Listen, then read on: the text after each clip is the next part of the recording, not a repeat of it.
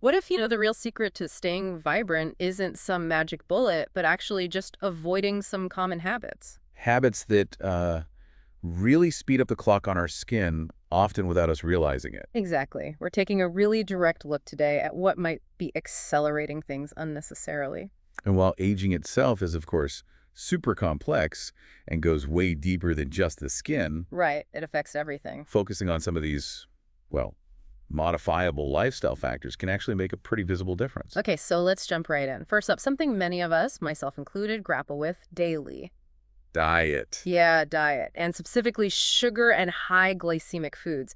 It's fascinating how directly our food impacts skin aging. We hear about sugar and acne, but this is different. It goes beyond breakouts, definitely. These foods can actually accelerate aging at the cellular level. How does that work? Well, when you eat simple carbs, they break down into glucose really fast.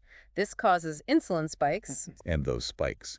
Research shows they can trigger what's called cellular senescence, basically, premature aging in our fibroblasts. Fibroblasts, those are the key skin cells, right, for structure and youthfulness. Exactly, the ones that make collagen and elastin. So you're essentially telling them to retire early. Wow. So my afternoon cookie might be giving my skin cells a retirement notice. That's sobering. It is. And there's more. There's this process called non-enzymatic glycation. Glycation, heard of it.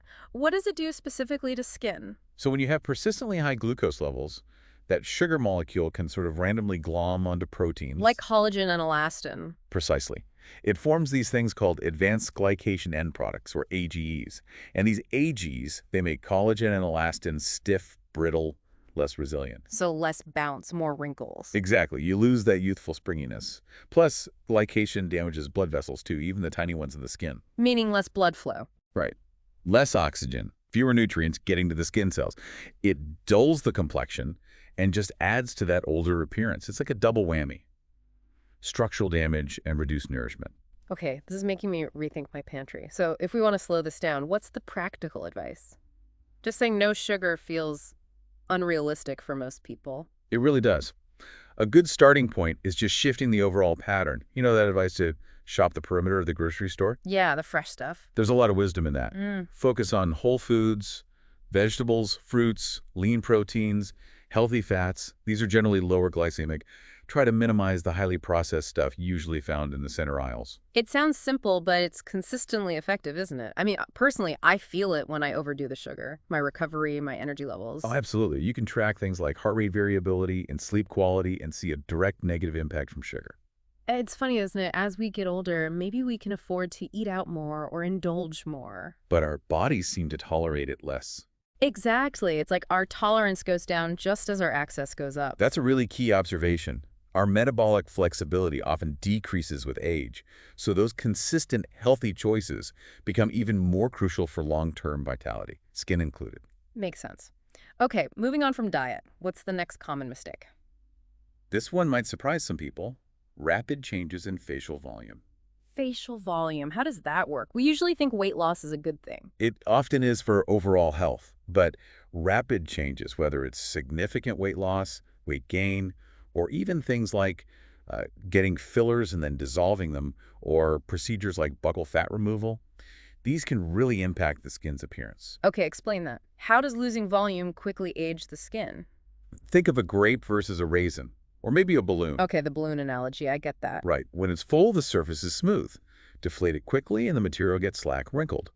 Our skin has elasticity, but it has limits. Rapid volume loss underneath means the skin might not shrink back smoothly or quickly enough. Leading to more visible lines or sagging. Precisely. Especially if the volume loss is substantial. We see this sometimes with dramatic weight loss. And what about the other way? Rapid gain then loss, like with fillers being dissolved. That can also pose a challenge. If you stretch the skin quickly with filler, and then that volume is removed suddenly, Skin might not snap back perfectly. exactly, it can leave some laxity or sagging. This is actually becoming a relevant discussion with the rise of GLP-1 medications for weight loss. Right, like Ozempic face. Well, yeah, that term's caught on. People lose weight effectively, which is great for their health, but some experience significant facial fat loss quickly. Then they might consider fillers to restore that volume. It's a cycle. So the takeaway is that our skin really prefers stability. Gradual changes are better. Generally, yes. Gradual changes allow the skin more time to adapt.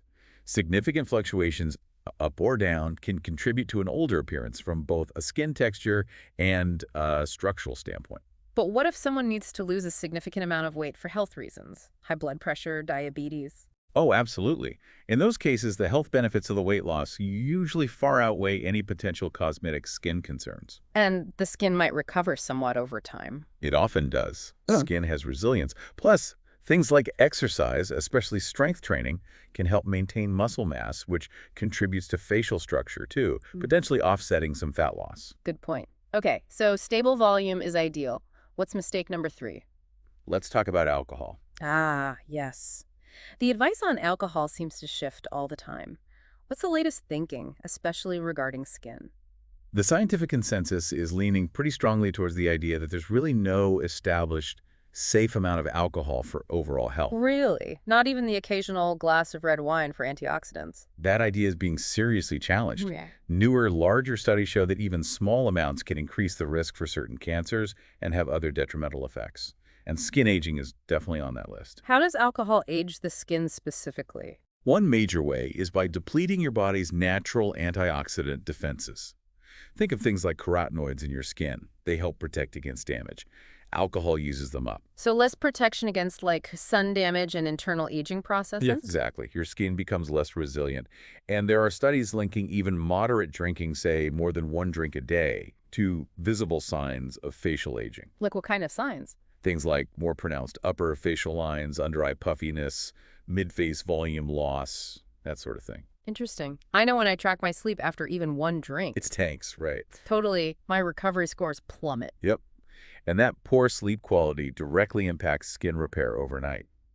Plus, think about how alcohol is metabolized. Into acetaldehyde. Right, which is toxic, puts a strain on your liver, and those toxic metabolites can damage cells throughout the body, including skin cells. It's interesting you see younger generations seemingly drinking less now. There does seem to be a cultural shift, maybe driven by this growing awareness of the health impacts. So does this mean even 1 drink is terrible for your skin?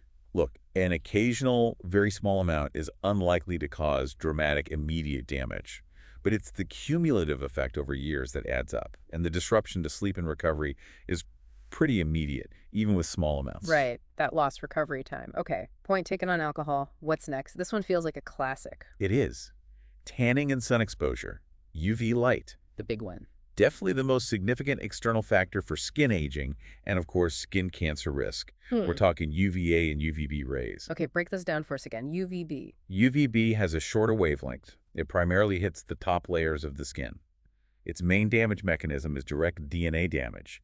The chromophore, the molecule that absorbs the light, is actually in your DNA, Yikes. So it directly mutates the DNA. which leads to aging signs and increases cancer risk significantly. So UVA, UVA has a longer wavelength, so it penetrates deeper into the dermis. where the collagen and elastin live. Exactly. UVA directly damages those crucial proteins. It causes something called solar elastosis. Basically disorganized, clumped up, dysfunctional elastic tissue and collagen. If you look at sun-damaged skin under a microscope versus sun-protected skin, the difference in collagen structure is stark. One looks like a nice organized mesh, the other looks like a tangled mess. I've seen those twin studies where one twin loved the sun and the other didn't. And the difference in their apparent age is astonishing. Totally. Decades sometimes. You see it on individuals, too. Compare the skin on someone's face or outer arms to the skin on their, say, inner upper arm or buttocks that rarely sees the sun. The difference is usually quite dramatic. But we need some sun, don't we? For vitamin D, mood. It feels good. Absolutely. There are benefits. It's about finding a balance. But you can get sufficient vitamin D through diet, supplements, and even relatively brief periods of sun exposure while still using protection. You don't need to bake for hours. So the goal isn't zero sun, but smart exposure and protection. Precisely. Moderation and protection are key. As someone who's had skin cancer from tanning beds back in the day, I can tell you the damage is very real. A powerful reminder. Okay, UV is a major accelerator.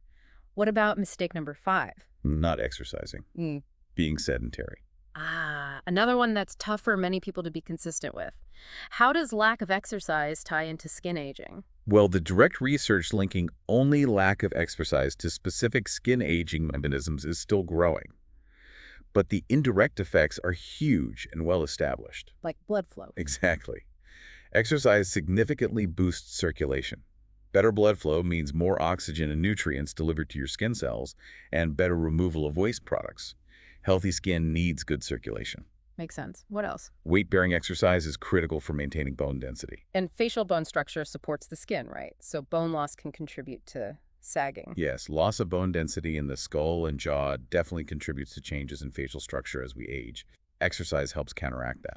And the brain benefits too, right? Yeah. Neuroplasticity. Huge benefits for brain health.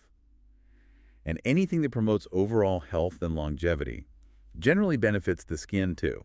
Think about it. A sedentary lifestyle is a massive risk factor for, well, almost everything bad. Heart disease, cancer, diabetes. All cause mortality, basically. And the general principle holds. What's good for your heart is usually good for your skin.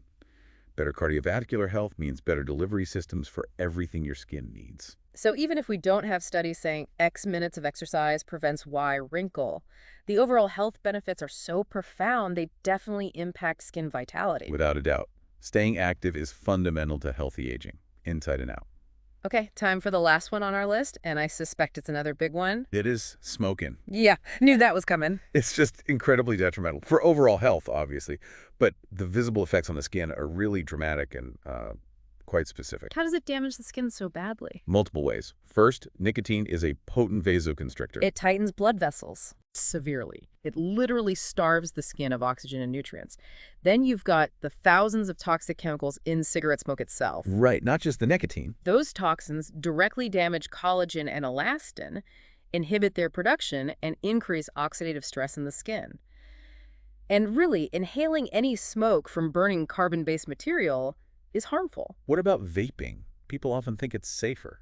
It's likely less harmful than traditional cigarettes because you don't have the same combustion products, but it's absolutely not harmless. We're seeing emerging data on vape-associated lung injuries, and nicotine itself still has those negative vascular effects.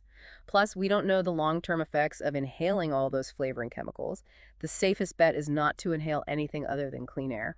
Good point. For people who have smoked, does quitting actually help their skin, Wow. even if they quit later in life? Yes, absolutely. The body's capacity to heal is remarkable. We see it even in surgical settings. Patients who quit smoking, even just a few weeks before surgery, have better wound healing. That's encouraging, definitely. Quitting halts the ongoing damage immediately. Skin circulation improves relatively quickly. While some damage might be permanent, quitting prevents further accelerated aging and allows the skin's natural repair mechanisms to function better. What are the classic smoker's skin signs dermatologists see? Well, there's the reduced collagen and elastin, leading to premature wrinkling, especially those vertical lines around the mouth smoker's lines. There's often a sallow, grayish complexion due to poor oxygenation, increased comedones, like blackheads and whiteheads, a higher risk of skin cancers, especially squamous cell carcinoma, and smoking exacerbates inflammatory skin conditions like psoriasis. Wow. You can often tell just by looking. Experienced dermatologists often can, yes. The combination of those signs is pretty characteristic. And the overall health benefits of quitting are just massive, beyond skin. Immense. Heart attack risk plummets within a year. Lung cancer risk starts to decrease, and eventually the rate of lung function decline can return to that of a non-smoker over time. It's arguably the single best thing a smoker can do for their health. A really stark reminder. Okay, so let's quickly recap these 6 common mistakes accelerating skin aging. Right. We covered number 1, diets high in sugar and high glycemic foods. Number 2, rapid changes in facial volume, big weight swings, certain procedures. 3, drinking alcohol regularly. 4, excessive sun exposure and tanning that UV damage. 5, lack of consistent exercise, being sedentary. And number 6, smoking. Yeah, those are the big lifestyle accelerators. And the overall message here isn't about achieving perfection, is it? Or trying to look 20 forever. Not at all. It's about awareness. Understanding how these choices impact not just our overall health, but visibly impact our skin. It's about making conscious, deliberate choices. Maybe picking one area to focus on rather than trying to overhaul everything overnight. Exactly. Sustainable change is usually gradual. Pick one thing that resonates, maybe the easiest one to tackle first, or the one you feel impacts you most, and start there. Build momentum. Because those small, consistent changes really do add up over time, leading to pretty significant transformations. Absolutely. It's about building those healthier habits for the long haul, for your overall vitality, and yes, for healthier, more vibrant skin too. Some really powerful points to think about. Thanks for breaking those down for My us. pleasure. It's all about empowering people with information. Well, that's all the time we have for this deep dive. Remember to subscribe so you don't miss our next exploration into health and wellness. And keep making those small positive choices. Stay healthy.